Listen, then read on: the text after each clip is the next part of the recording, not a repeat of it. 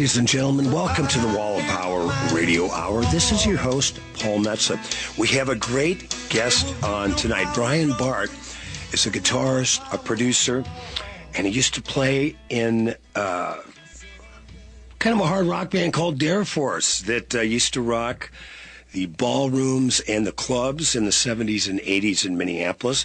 He has a new project out, a new record called AV. We're going to be listening to tracks off that. Some tracks that go back in the time machine with Dare Force, and also a band he had called The Outsiders. He's got a very interesting story and a good lefty. I just did a project with him at his Studio Logic recording in St. Louis Park, which is where we mixed and mastered Ain't Gonna Whistle Dixie Anymore. Brian, good to see you today, man. Paul, good to see you again. You know, you and I have really kind of known each other for years. What year was that first session you came in with Donnie and Jesse? I think that was the early 90s, but I knew you before then because I knew we might not have known each other personally, but I knew you because I believe I saw Dare Force a couple times, maybe at the Union Bar, the Caboose. Sure. Yeah. Well, and the Iron Range, we have that connection. Yeah, we have that. We're going to talk about it all tonight with my great guest, Brian Bart. Brian, how did you get into this music racket? Well, as we were talking, coincidentally, in fourth grade, our music teacher in Golden Valley at Sunny Hollow Elementary School was Bob Dylan's brother, David Zimmerman. And the other guitar player in Dare Force, John O'Neill, and I were next-door neighbors, so we had a band, and David just thought it was the greatest thing to have these little kids in a band, so he used to put on little concerts for us in front of the whole school. That was kind of the start of the band era of us two together. So what year was that? Well, that would have been like 1970 or so. Okay. And then our family moved to California. I went to junior high and high school out in Thousand Oaks, which also just had their incidents out there. But and I came back after high school and rejoined with John O'Neill, and that's when Dare Force started in the late 70s. Wow. I have to bring up something about Golden Valley because I kind of, at the end of some of my shows, I kind of quote that we recorded, we've been recording lately down in the basement of AM 950 in Eden Prairie, which is neither Eden nor Prairie, which I stole from John Steinbeck's book, Travels with Charlie, when he took off in the mid-'60s around America with his dog Charlie, and he drove through Golden Valley, and he said in the book, which is neither golden nor a valley. But anyway, so Dare Force started. So what year was that, and what kind of stuff were you playing? Well, that would have been about 78, and we had the original singer from Cheap Trick, Zeno. Really? Was in the band. And how'd you bump into Zeno? He was up here playing in a band called Straight Up, which ended up eventually later having Yanni in the band. Really? And so we... so Yanni went... For those of you people that know Yanni, don't realize that he had, I don't know if he was actually born in Minneapolis, but he used to play in Chameleon, which was the big hard rock band back when I started, when I moved to town in the late 70s, early 80s. Our same era right around there. And Yanni actually was in a band with John O'Neill called Archangel. Okay. And then him and Ernie LaViolette, who I've been working with in the studio for years. He played on a bunch of my records, and they were in Straight Up with Zeno. Zeno joined Dare Force, so we have that little connection with the Cheap Trick people. Right. And after that, we got a new singer named David Reese, who's the singer on this first song we're going to play here, who went on to be in the band Accept. You may not have ever heard of, but they're a really huge international band from Germany. And so that's what this song is. Would be later in the about 1990 era.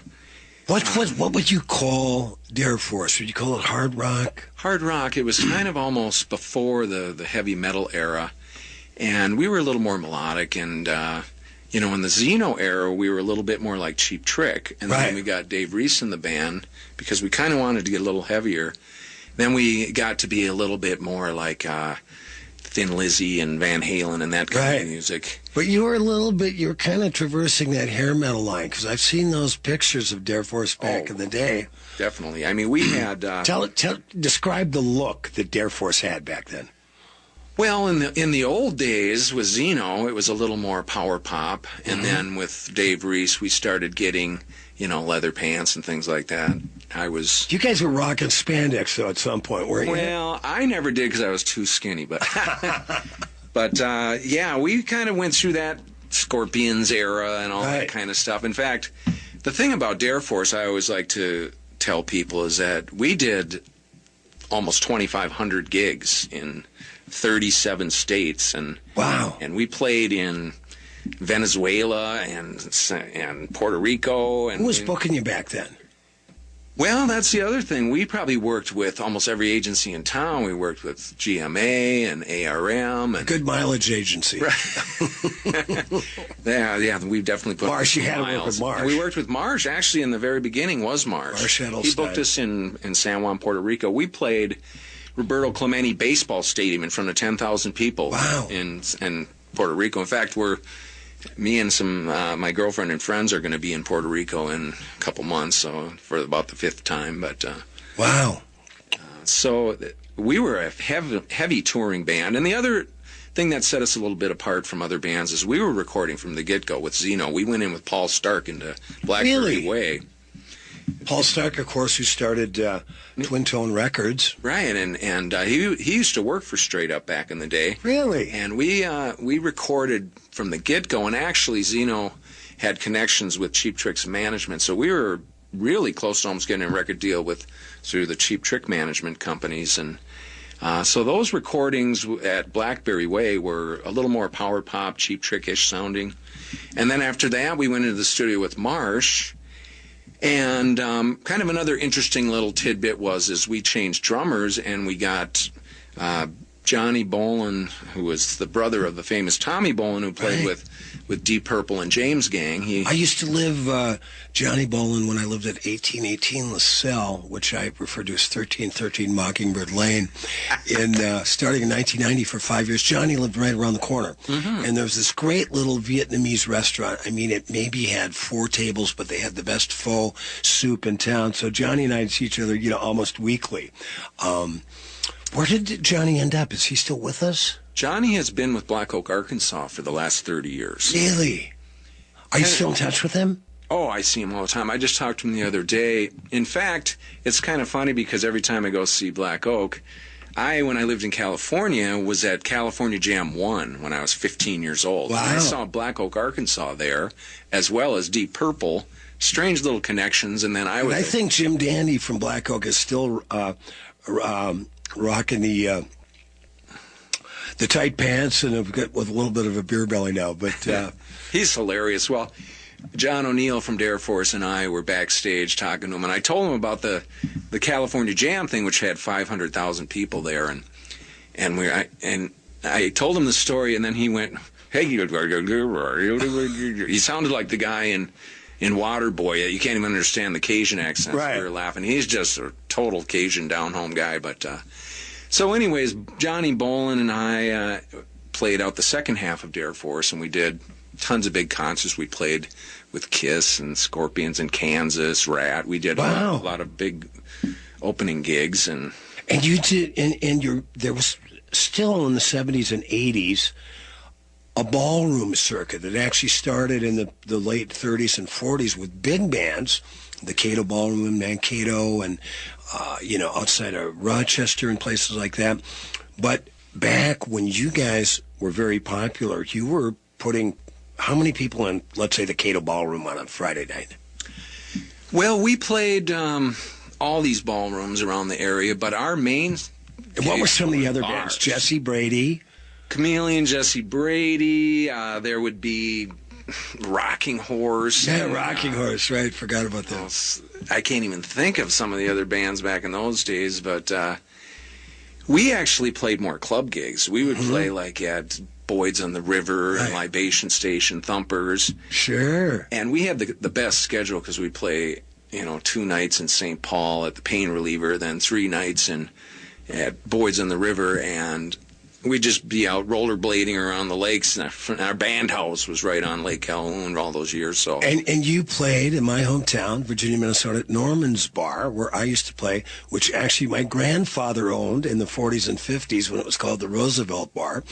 And Tim Norman, who ran it, used to put the bands upstairs because there was about 16 rooms that my grandmother used to run. This is where my dad grew up. But yeah, so we've got that in common as well. Oh, we played the Iron Range all the time. Of course, there was the Mr. Mitch's in Evelyn. infamous Junkyard in Hibbing. Oh, yeah. Iron Man Hotel, Motel, and, red carpet in Grand Rapids. Our first time up in the Iron Range was actually at Tom and Jerry's in Chisholm. I did some of my first gigs there. We've got Brian Bart, a great guitarist, musician, and producer.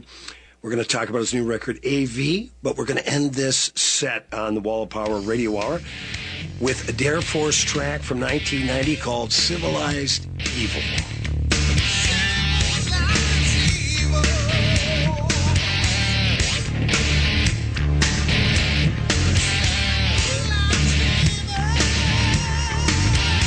Let me introduce myself, so please take it and grab my hand. I'm the one who puts your mind at ease. Validate my potency, how the rich love to me. Invested by the tragic ways, now brace your arm and let it slide. Civilized evil. Civilized evil. Civilized evil. I'm your mistress, I'm your mate. Humble pie don't taste. The number one source of the Twin Cities gay scene is all digital. Follow Twin Cities Gay Scene on Facebook and Twitter. Sign up for the Scene Shot email blast for weekly updates and chances to win great prizes. No app is needed to view the bi-weekly web editions of Scene. It's GLBTQ media for the mobile generation. Find it all at TwinCitiesGayScene.com. That's TwinCitiesGayScene.com. This is New Beginnings, hosted by award-winning broadcaster and speaker Freddie Bell. Freddie, this generation of the baby boomers, people are living longer, so the baby boomers are taking care of elderly parents. Let's talk about your health, and specifically, let's talk about Medicare. Our show features the concerns of America's 78 million baby boomers in employment, finance, health and nutrition, and even entertainment. Catch New Beginnings with Freddie Bell, Saturdays at 11 on AM 950, the progressive voice of Minnesota. You don't have to be an expert camper to enjoy the Boundary Waters. Big Bear Lodge is your home away from home that still lets you experience the Northwoods in authentic and modern woodsy cabins. Upon arrival, you'll be greeted by the owners whose priority is your relaxation. Take in amazing sunsets, stargazing, and moose viewing near the Gunflint Trail. There are free use of canoes and kayaks, guided pontoon tours, and private docks and fire pits. So come find your smile at Big Bear Lodge. More at BigBearLodgeMN.com. Hello, fellow AM 950 listeners. This is Jaja from Nightingale at 26 in Lindale. Come experience our delicious signature dishes and exciting rotation of inventive seasonal fare from my wife and chef, Carrie, and her team. Nightingale is the perfect place to gather for any occasion, with our extensive wine, beer, and cocktail selection, along with our dedication to great service. We offer a full menu every day from 4 to 1 a.m., 2 award-winning daily happy hours, and weekend brunch at 10. More at nightingalempls.com. Hi, Gregory Rich, founder and chief at Habitation Furnishing and Design, and now I'd like to invite you to kill your Sunday evenings with me right here on AM 950 with Drink in the Style. It's a 1 hour-long conversation of interior design, art, architecture, and pretty much anything else visual and aesthetic, all while enjoying some booze handcrafted by our friends at Mill Valley Kitchen. Can you think of a better way to spend Sunday evenings? Drink in the Style, Sundays at 5 p.m. November is Govember at Rudy Luther Toyota. With the end of 2018, it's time to get yourself an amazing gift, a new vehicle from Rudy Luther. Through November, get a $3,000 rebate on the Toyota Tundra pickup or $3,500 on my personal favorite, the family-friendly Sienna. Plus, check out that great selection of 2018 Tacoma pickups in stock. And the best part of Rudy Luther is the long-term relationship you'll have with their wonderful people. November is Govember at Rudy Luther Toyota, the southeast corner of 394 and 169 in Golden Valley. Welcome back to the Wall of Power Radio Hour. This is your host, Paul Metsa. My guest for the whole show tonight, musician and producer, Cool Cat Brian Bart. Brian, we were ended the last segment. You were talking about a lot of the places that Dare Force used to play, and you played with a lot of big bands. Give me one of your favorite gigs you played back in the day and one of the worst. Well, like we were just talking about, we hadn't gotten to our Venezuela gig. We went down and played 3 cities in Venezuela and toured across the country. A promoter brought us down there. Well, you must have been getting airplay. We were headlining. Yeah, and they kind of really build us up as bigger than we really were. And we also did, we opened for Kiss. We have the infamous story where we went through a blizzard and got down there late, and we were helping the crew unload the truck. Where was the gig? It was in Sioux City, Iowa, where Johnny Boland's from, coincidentally, and all of a sudden 2 guys came to help us unload the truck, and we said, thanks a lot, you guys. And as we're going out onto stage, we look in the dressing room, and it was Gene Simmons and Paul Stanley who had helped us unload the truck. We played at the Longhorn in Minneapolis, and Greg Allman and Dickie Betts got up and jammed Statesboro Blues with us, and just all kinds of weird stories. What year was that? Because I was just reading Complicated Fun by Sin Collins about the whole kind of rise of punk rock in Minneapolis, and of course the Longhorn played a huge part in that. So what? That would have been the early era with early 80s. 1980. Wow. And also we did a bunch of other concerts. We opened for Kansas at the Orpheum. And, wow. And so, in other words... Were you making good money back then? Well, we were one of those bands back in the bygone era that had a 4-man road crew on salary with our own giant PA and truck and light show. And we played 250... The good old days, man. Well, I used to tell my students at Music Tech in McNally that, we used to play 300 nights a year, and couldn't believe that you can't do that anymore. Right. Make $10 at the door at the Turf Club, which is right. Gone. But no, the Turf Club's still there. Oh, is it? First Avenue is taking over booking it and it's doing really well.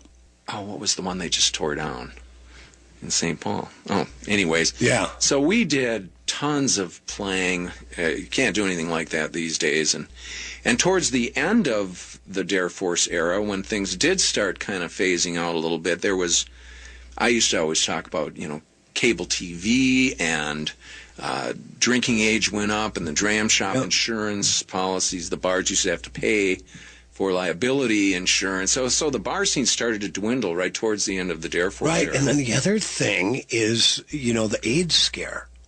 Oh, yeah, I guess I never even thought about that. So that was, in the mid-'80s. So you were not as apt to go find a love of your life for the night back then, but you're absolutely right. The drinking age jacked up. Then eventually, no smoking in bars, so it was, kind of one thing after the other. Yeah, I'm glad I was able to live. That was how we made our full-time living. Now, were you guys on salary, or did you paid your crew, and then whatever money you made at the gig, you gave your manager and booking agent money up the top, and then you split it? Is that how that worked? Actually, I was kind of the manager through all those years, so I handled, the booking and the PA and the crew. And I hope you took a little cut for that. Well, I used to own one of the band vehicles back in the day. I would take mileage for, and I would go pick everyone up and whatever I did. You screwed yourself. I would drop off the drunks at the end of the night. And whatever. Yeah, because I'm a band that shall remain homeless that I ran for years. I did all the booking. I made sure everybody got there on time and what we're going to do and where we're going to play. And then we'd split the money 3 ways at the end of the night. And then years later I go, man, I put a lot of work in that and didn't really get paid. It's a great band. I love the guys. But I tell anybody that's starting out, like there's this great new band, the Carnegies. Have you heard of them? They're really cool. They're like 60s garage rock. They're 2 twin brothers, Royce and Roman Mars. And I tell them, man, I said, who's ever managing the band, take take 10%. You don't have to take, more than that. But as you know, it's a lot of work to keep the show on the road. Well, we had actually managers like, Marsh and John Domagal and some of the guys at GMA. I was more the internal road manager for the band. But We were all on salary, and we played 300 nights a year. It was just crazy, but I always made sure we had enough money left over for recording and, keeping up on some state-of-the-art PA and light shows and things like that. And marijuana. We used to buy, in the old days, band cases of beer. Oh, nice. Came off the top. Nice. Well, that's all Not for that one. we were heavy drinkers, but... Yeah. Well, that's cool. Now, yeah, man, those 300 nights a year, those days are gone. Let me ask you if you can remember, what do you think was your biggest grossing year? Well, I think back in the day, we used to make a couple $100,000 a year. Wow. Which is insane now. You might make a couple $100 a year in the band business, but and towards the end of that is when I also started my next venture, which was the Outsiders Band, and that kind of, not to segue out of that. No, let's talk about the Outsiders because we're going to play a track. Well, there's another little name-dropping thing there because Stokely Williams, from Mint Condition and now a solo artist. A lot of people don't even know this, but he's just a badass fusion drummer. Oh, yeah, I know he's a great drummer. And we came in the studio and did some fusion songs, and I decided, because I had always liked growing up, I had liked Jeff Beck and Return of Forever and that fusion music, so I always wanted to do an instrumental fusion band. So we did 2 albums with the Outsiders, and we had all the winners of the New Capay competitions. Okay. They used to put on these contests, Twin Cities Best Guitarist, Bassist, Drummer competitions. I won Newt Coupé's I remember that. Acoustic Guitarist of the Year at one of those contests. I won a beautiful Gibson Hummingbird guitar. Yeah, I forget the year, but yeah, Newt Coupé was what a phenomenal guitar store, especially the original one on 28th right off Hennepin. Our band house was right down the street, so we gave them a lot of business because we were playing so often. We were buying strings and sticks. But part of, in this book, Complicated Fun, there was a poster. Chris Osgood from the Suicide Commandos went in there and started their teaching program, but he was also the guy that gave Bob Mould from Husker Du, Dave Perna from Soul Asylum, and Craig Finn from Hold Steady, their first guitar lessons. So, before we listen to Hecticity by the Outsiders, who else was in the band? Well, Greg Herzenak, who played with Peter Himmelman for years, and John Pirtle, who had won Twin Cities Best Bassist competition like 3 times. But the other thing that ties in with you is Donnie LaMarca and Jesse Wheeler, was our keyboard player and drummer. And they are the ones that I first recorded with you in the early 90s. And, in fact, Donnie's on your newest recording that we just did. Isn't that fun how all these concentric circles come together? We're going to listen to a track, Hecticity by the Outsiders, and then we will be back for the whole show with my good buddy, Brian Bart.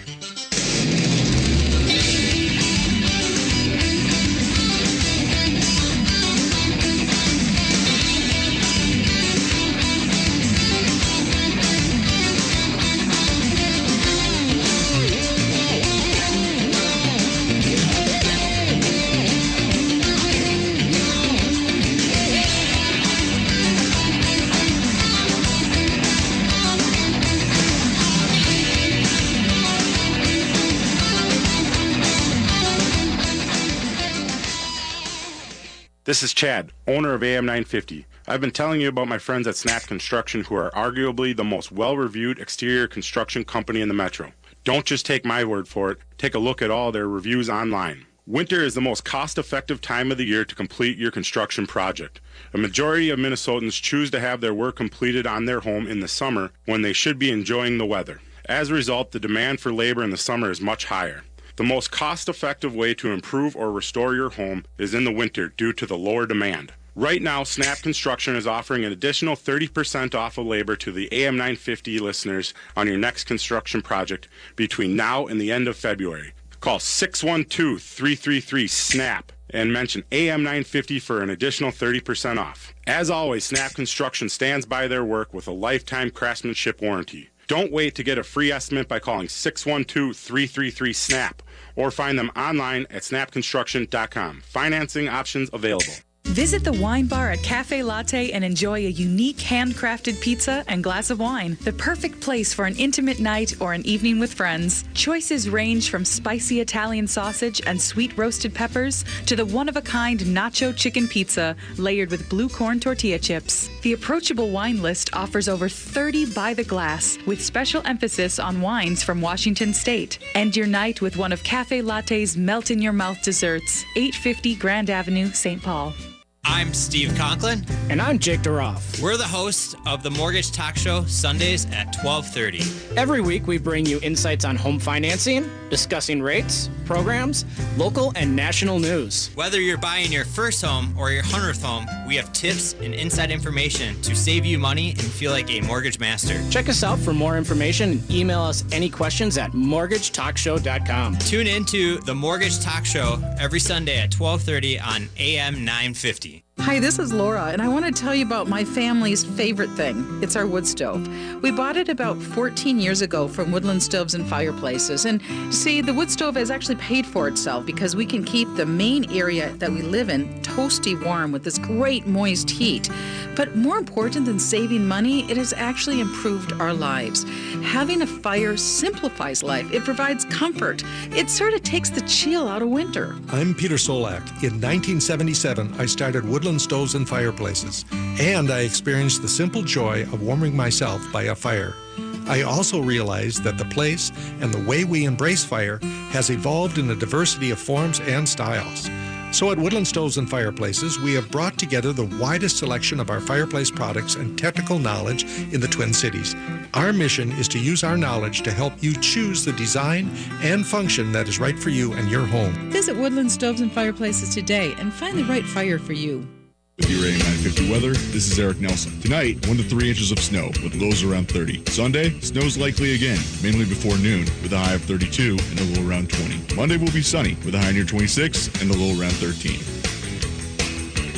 EatLocalMinnesota.com's restaurant of the week is Burger Mo's, offering 20 fresh, never frozen varieties of burgers, as well as delicious apps, soups, salads, dogs, paninis, shakes, and desserts. Burger Mo's is the perfect gathering spot before or after XL Energy events.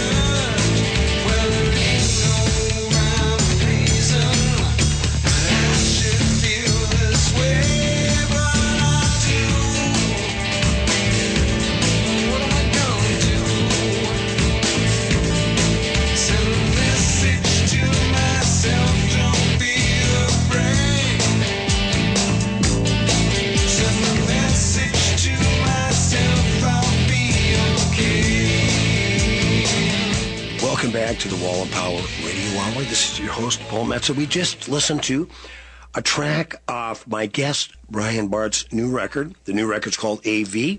The song was called Message to Self. Brian, tell us a little bit about Message to Self. Well, actually, I had gone through some periods of slight depression with the onset of multiple sclerosis. And when was that? When did that start? About 20 years ago. And it started off being what they would call relapsing, remitting, comes and goes. I haven't really told many people this story, so I was a little hesitant to talk about it on the radio, but I can't play guitar anymore because my left hand is paralyzed. Wow. And I did that whole song with one hand. Wow. And I... with using capos and Pro Tools and punching in, and that's amazing. I kind of said, screw it, I'm going to still record. Yeah. And I've still been running my studio all these years, and because fortunately my right hand is 100%, and I've done 400 albums, and I played on well over 100 albums, and so I just kept up a good attitude, and that particular song was kind of related to that a bit, and in the end, I've been traveling like mad ever since the onset of that. So I've been to 40 countries, and I've been all over Asia and Europe and stuff. So I really like, and I have a boat on Lake Minnetonka, so I'm into boating and traveling and running the studio, and I've been able to make my living off of music my entire life. I'm in the old band days playing, and then after that I had the studio for 30 years, and I also taught at Music Tech and McNally Smith the advanced Pro Tools and MIDI classes and things for years. And well, it's Brian, because we worked together a few months ago mixing and mastering Ain't Gonna Whistle Dixie Anymore, and you did such a phenomenal job. It was such a great hanging with you too as well. But it's really kind of an inspirational story. But I want to ask you, what were your symptoms? What were you feeling like before a doctor finally gave you the diagnosis that you have the onset of multiple sclerosis? Well, this is a scary story, and every case is different. Yeah. Mine was, I woke up one day, my entire body from my neck down was incredibly numb, like when your foot is, the worst your foot has ever been asleep in its life. Wow. For a whole year straight. Wow. A whole year. Freaked out. Went to the doctor, MRIs, sure enough had MS, and then it finally went away. And I had a pattern. So you were numb for the whole year? I could still ski black diamonds and play guitar, but it was totally numb. Wow. And I did that for 15 years. It went away, and I'd be perfect for a whole year. Wake up one morning, bang, my whole right side's totally numb. Wow. Real hesitant to tell this story because a lot of people don't know it. Same thing, a whole year. It wasn't just like a week or a month, a whole year. I want people to hear this story because you've overcome this and you're still a great artist and you deal with it every day. So I think people out there that are dealing with whatever their issues are need to hear how you got through it. So let's get back to my case, it was the relapsing remitting. I had several of those onsets that would last a whole year, and then all of a sudden it started becoming motor skills, and my left foot and left hand became paralyzed. So now I'm what's called secondary progressive, which means it doesn't come and go, and it just stays, and it slowly keeps getting a little worse. And there are some people that have, being that it's in your brain, it's a lot of people might not know what it is, but your own immune system's actually attacking your brain, and you have short-circuiting. Wow. And so you could have cognitive issues. I could wake up one day and I don't know how to run this dang studio, or you can go blind. A lot of people have issues, but fortunately mine is, the paralysis is bad, but I never did have pain, thank God. So, but some people have severe pain also. Yeah. It's a horrible disease. Well, I was, when I heard about it a while back, I forget whenever it was, and then when we decided to do this mix and mastering, I said, we got to call Brian Bart, because we had Willie Walker sing, one of the greatest soul singers of our time. We had the Sounds of Blackness. We had me, the folky, and I thought, well, let's bring the Dare Force guy into this. So it was really all four corners of the Minneapolis music scene. And then what I really, it was great to see you again, of course, and so thanks for your time here tonight. But it was so great when I go up to get a bottle of water out of your refrigerator, and you had all the magnets from all the countries and the pictures of everywhere that you've been in the meantime. So in a way, it must have inspired you to go out and live your life. Once I started becoming, having paralysis issues, even back in the old days, I started traveling because I thought, I better get this in while I still can. I walked on the Great Wall of China, and I was, all over countries, all over Asia and Europe, and but it definitely had tied in with the unknown of, I'm going to get this in. In fact, I got a couple big trips coming up this year. Where are you going? Well, last year we had something new that we did with 12 friends all got together and did a Mediterranean cruise of 10 countries. We were in, we went to Greece and Istanbul, and we were all through Italy and things like that. This year we're going to a Southern Caribbean cruise all the way down. Fantastic. Here. And so I'm definitely trying to live as much as I can. Yeah, well, good for you. When I was getting in touch while we were getting some of the when we were figuring out some of the mixes and things when we were going to Ain't Gonna Whistle Dixie anymore, you were also working with Joey Molland. I bumped into Joey down there from Badfinger. I have done about 4 or 5 albums with Joey through the years, and the first time we got together, it was really interesting because he had told me about working with all 4 Beatles. Wow. Of course, he played Concert for Bangladesh with George. And he kind of looks like Paul McCartney. Oh, I always thought that, too. And of course, they recorded at Abbey Road, and Paul McCartney wrote No Matter What. And then he worked on Double Fantasy with John Lennon, which is amazing. I didn't know that. And he did a ton of stuff. He did a couple of the Ringo tunes, too. Wow. He was played on a couple of Ringo solo songs. And he sounds like, if you've ever heard Paul McCartney talk, he sounds exactly like Paul. He's from Liverpool. Okay. And, of course, they used to play the Cavern and things. And I actually went and played the Cavern with, hung out with, when I was with Kelly Kagi. And Jimmy Peterick was also in the band who wrote Eye of the Tiger and all those songs from Survivor and everything. Vehicle, you remember that old song? Mm-hmm. So anyways, Joey's a great guy. And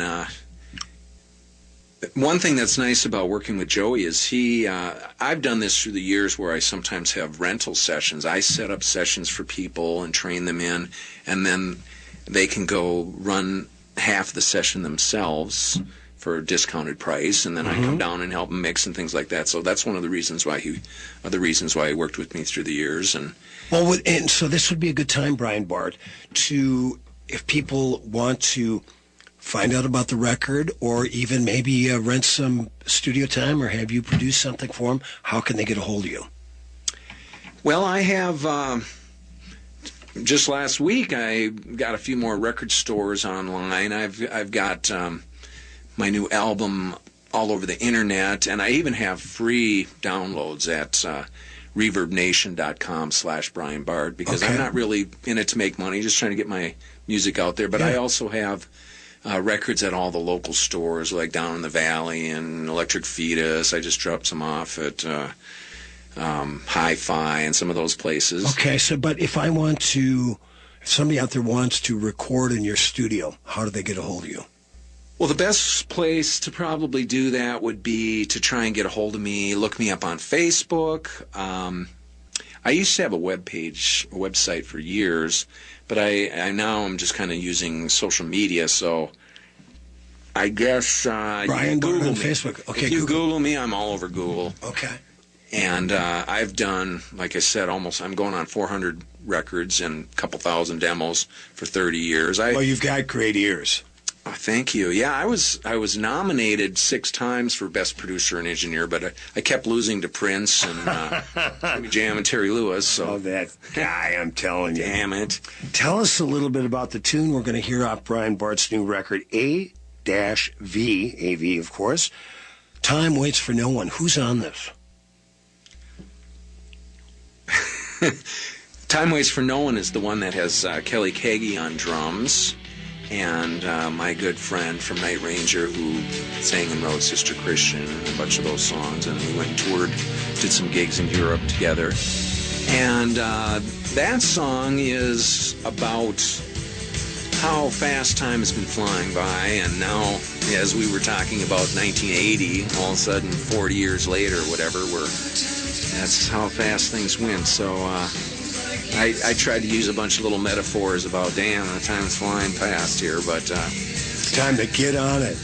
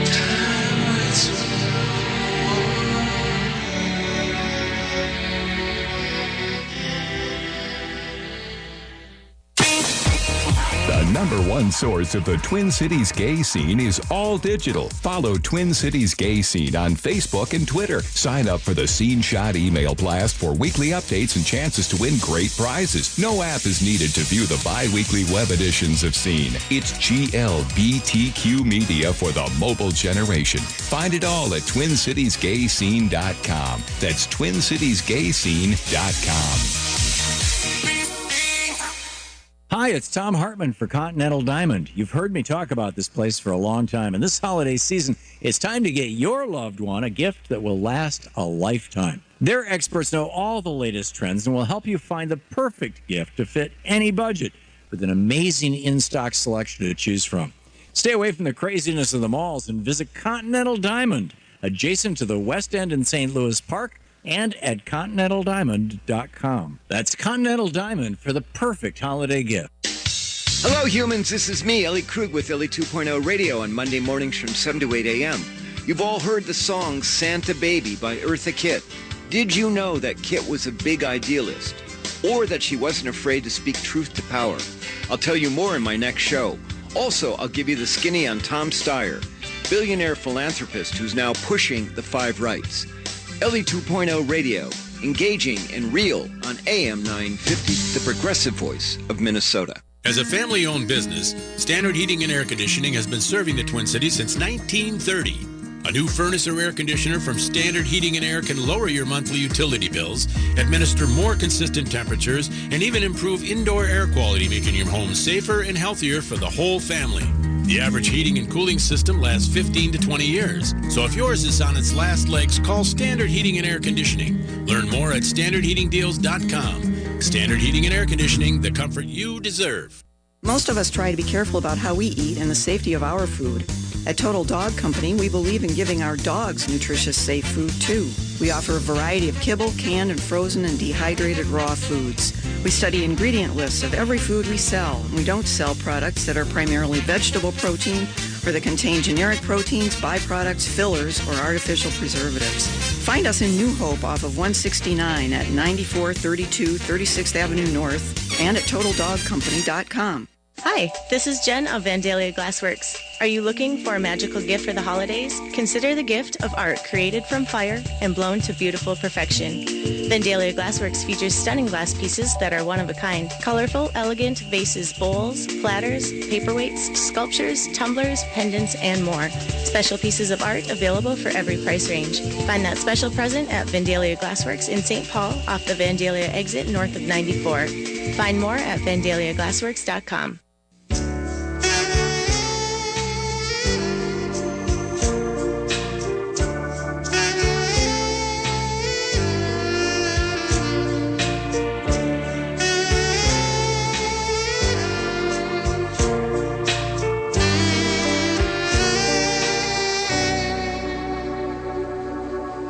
I'm feeling kinda blue.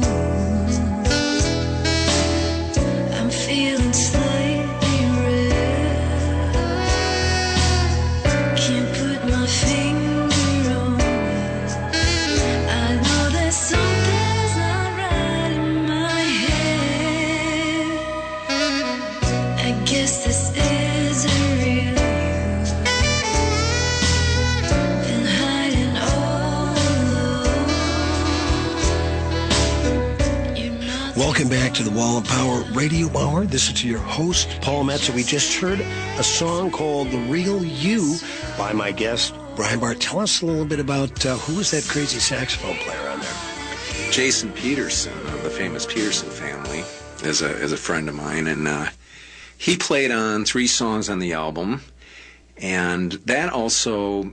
He's on the road with Michael Bolton now, all the time. Yeah, he's been traveling all over the world. I've seen footage of him at the pyramids, and, he's just down in South America. So the Petersons are really the first family in Minnesota music. Oh, yeah, all those guys You are go back great. to the Well, main- Ricky's out on the road right now, and he's with Fleetwood Mac. And the cool thing about Jason is he's an unbelievable singer and keyboard player. He's a so great he's a perfect singer. side guy for someone like Michael Bolton, because when he's not playing sax, he's playing keyboards. Well, it runs in the family because I got to know Jean Peterson, the matriarch, about 30 years ago at the Minnesota Music Awards. And she's a phenomenal piano player and singer, and just the queen and a doll.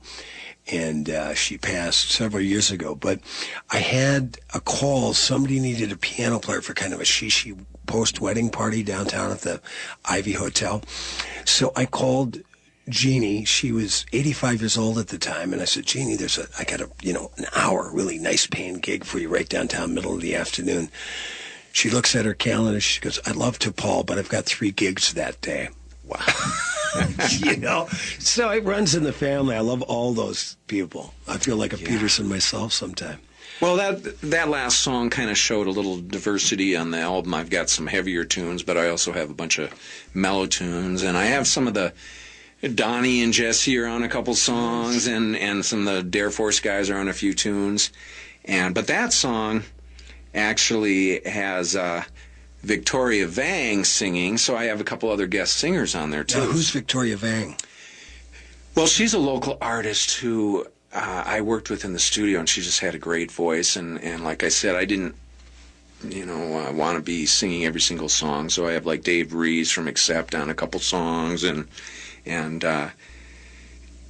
Victoria, who actually went as Tori Envy, was her stage name for a while, but I credited her as her real name, and excellent singer, and that particular song was great for her voice. And did you get Joey Mullen to sit in on any of these tracks? I should have. I could have.